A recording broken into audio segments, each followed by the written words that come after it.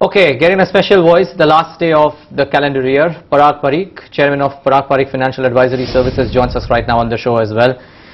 Good to have you, Mr. Parikh. Thanks so much for joining in. You know, we'll take a view on the markets on the other side, but since we're on the topic of the big boy Reliance Industries and the kind of underperformance that it has been showing, what's your sense of all that is happening? Is it essentially the market mood that is leading it to so much lower, or the problems of its own are still there and persisting in the minds of investors?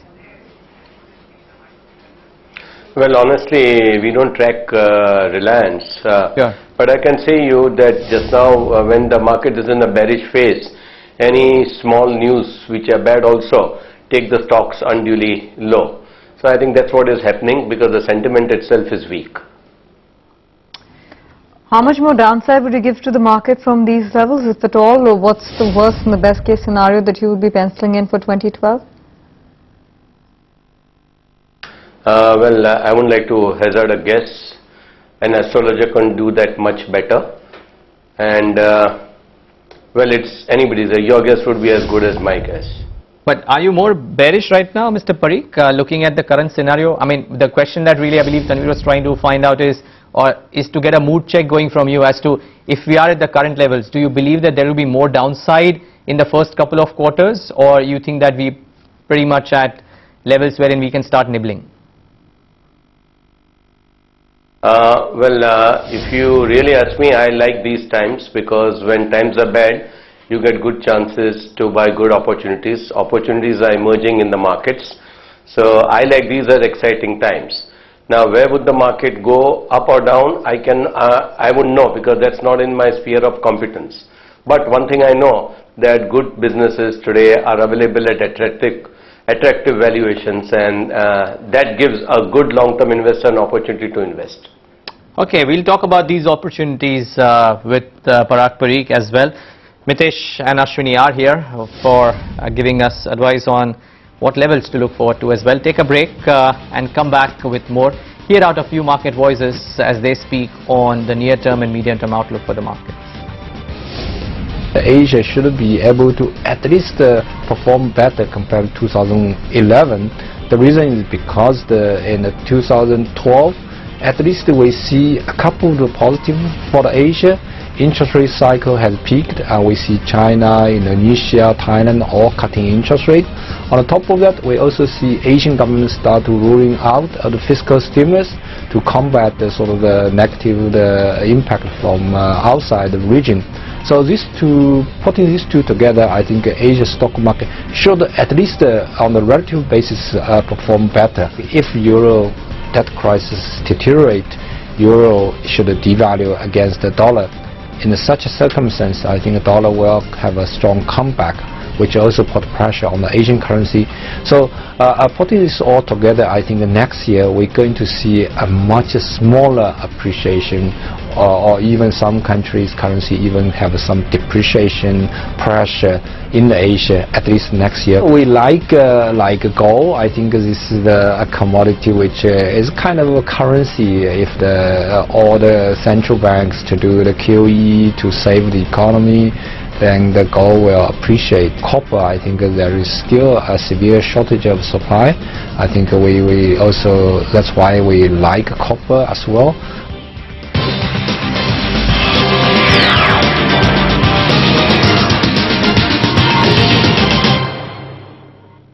Okay, welcome back to closing trades. 30-odd points off for the Nifty, 111 points off for the Sensex, and the mid caps and small caps are also trickling under some bit of pressure. So it's not shaping up to be a very happy last half an hour or 45 minutes of trade. And as we spoke earlier, the turnover has picked up as well. We've now done close to 54,000 crores in terms of F&O turnover alone, which is well, almost 50% done of the total day's turnover in the last 1 hour of trade. General Steel loses, DLF loses, a whole host of other stocks are in the red as well.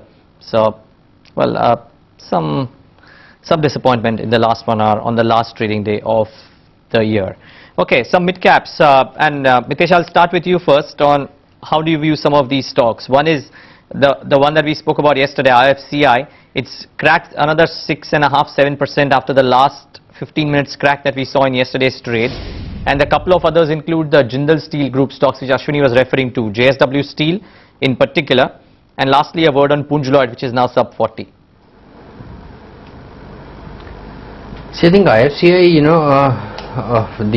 the crack yesterday was really surprising for me also, because otherwise the structure wasn't that weak. But with the crack and the follow-up today, I think the stock now needs to get past levels of about 24, 20 to come into some kind of momentum on the upside. Otherwise, I think the pattern is again kind of turned sideways. So maybe it will do probably sometime between around 19 to 20 on the lower side to about 24 on the upside. But only a breakout about 24.20 would do some good to the stock price over here. Coming to the Jindal group of stocks, I think JSW Steel looks like a sell. It gave a breakdown to levels of about 460, completed a pullback. I think it's now again getting into a sell mode. So I would probably be tempted to take some kind of shorts over here. Below 500, I think yes, the decline should accelerate, and we might see 470 or probably lower levels being retested very fast over here. Jindal Steel and Power also remains weak. I think there's zone. Okay, but you pretty much got the view on some other stocks as well from Mitesh. We'll just get back to him. But Ashwini, yesterday in the last 10 minutes of trade, you did talk about how some of these stocks which shot up because of the FNO expiry were at really opportune levels to go short on. Exide was one, which is down close to 2.5%, and there is weakness that we're seeing in a couple of others as well. I mean, IFCI is no exception, of course, but Jain Irrigation is the other one, which is down close to 3%. Two fairly liquid stocks which have been trending lower. Is this, or are these levels also an opportunity to go short on a Jain Irrigation as well as an Exide? Well, yesterday was better, but even right now it's a decent opportunity. See, the idea is that has the main trend, reasserted itself? I would think it has.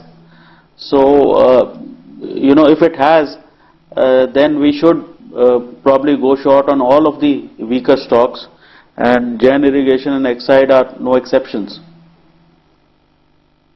Mr. Parikh, you spoke about value in this market. Where are you spotting value sectorally or stock-wise?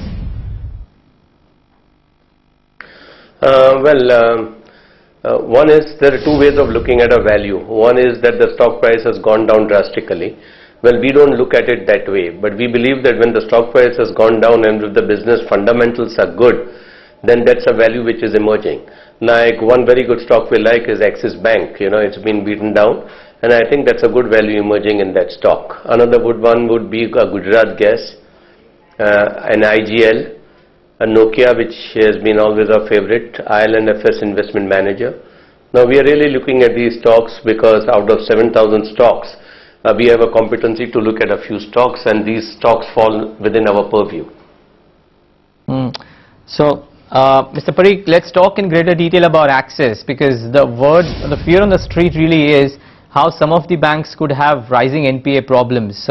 The talk was that in a roadshow, Axis, the management themselves confirmed that the NPA problem could be worse than what they had estimated earlier.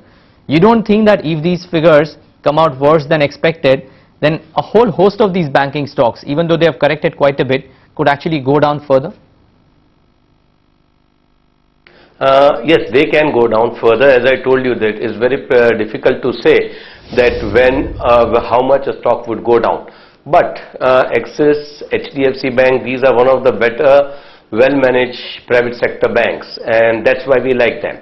And you have an opportunity coming only when there is fear in the markets, Because of this fear, people are selling these stocks, and I believe that is where an opportunity comes.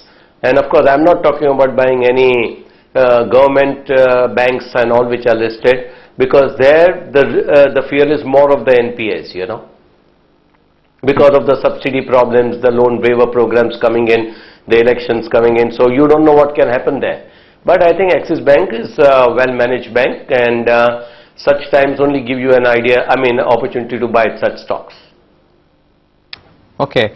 Since you're talking about banking, Ashwini, you have been short on the Bank Nifty. Are you maintaining those shorts?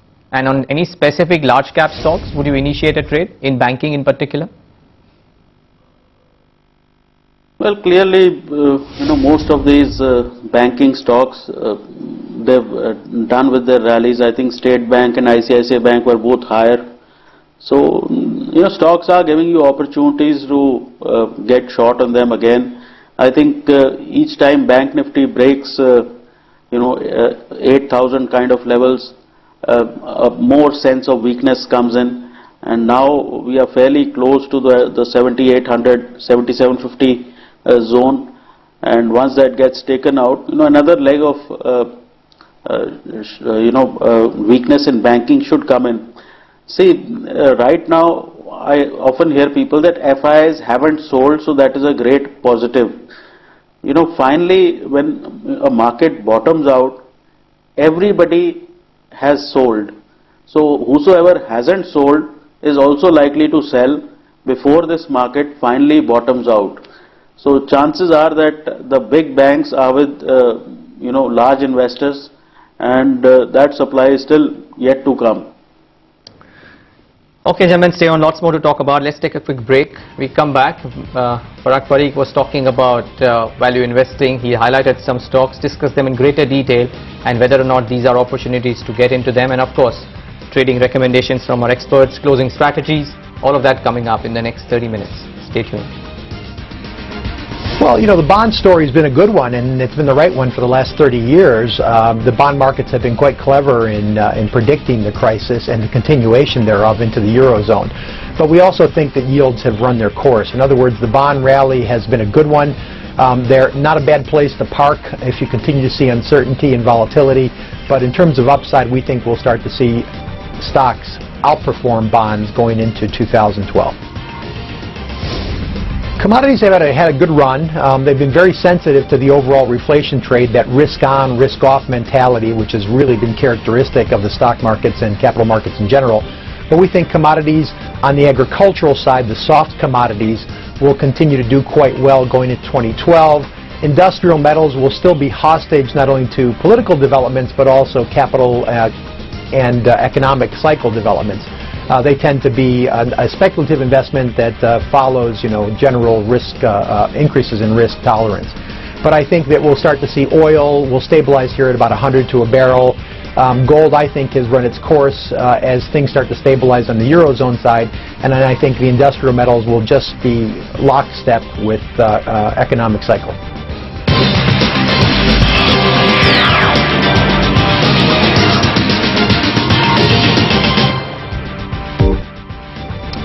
Welcome back to Closing Trades.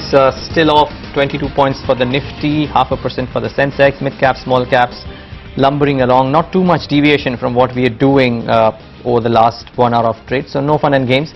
First day of the new series, last day of the calendar year, you probably would expect that. The turnover as well, fairly tepid. I mean, 55,000 crores, 56,000 crores done on the FNO side. So some pickup, yes, but much lower than what we are used to. Ashwini and Mitesh are with us, and Parag Parikh is also with us. Mr. Parikh, just a final couple of questions to you before we let you go. You spoke about value pockets. Would you find any value in any of the beaten down spaces? Because almost everybody would be saying that, hey, no, do not touch infrastructure, do not touch the power companies. Even though in India may be a great story on infrastructure and power, the near-term problems are here to stay for some time. You agree to that, or do you find value in some of these stocks?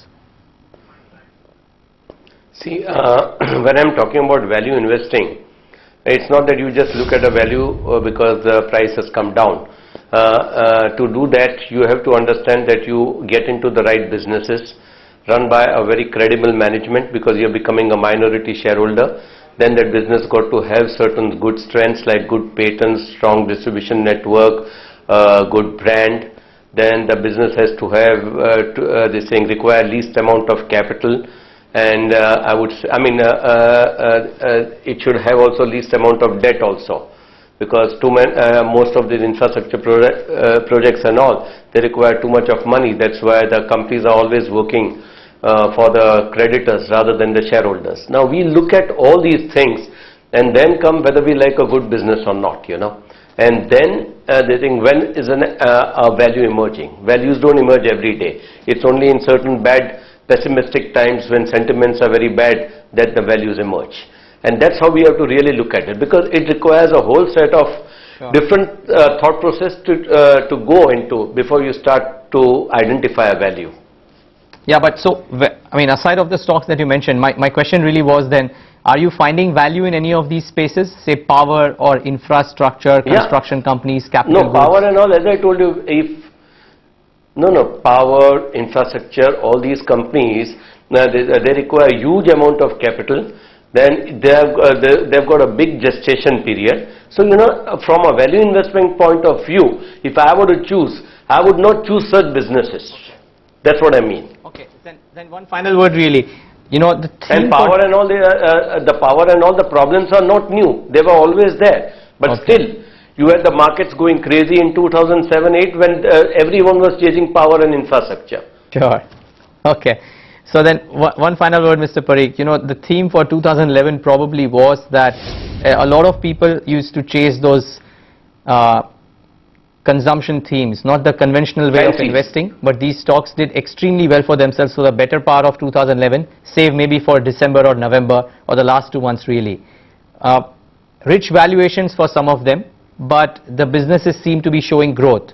Would you pursue any of these specific stocks or specific stories? Do you like any of these themes? Yeah, I like Gujarat Gas, I like IGL, Indra Prasad. They think these are good stocks, They think they are into good businesses, sustainable businesses. We like such stocks. Like Noida. Now, Noida, I told you, is actually an infrastructure stock, But the company came out with a public issue. All the pains of an infrastructure stock have been over, and now the bridge has been built. Now, even if you are sleeping at night, your company is making money for you, because whether the cars go left or right, the toll comes to you. All the money has been spent. Now see, now that's a good business today, although it's also in the infrastructure space. Okay, Mr. Parikh, we understand we have to let you go, but it was great having you. Thanks so much for taking the time out today and joining us on this edition of Closing Trades. Have a good new year in 2012. Thanks so much for joining in. Yeah, thank you. Same to you. Thank you. Yeah, bye. 2 more global voices, Tanveer.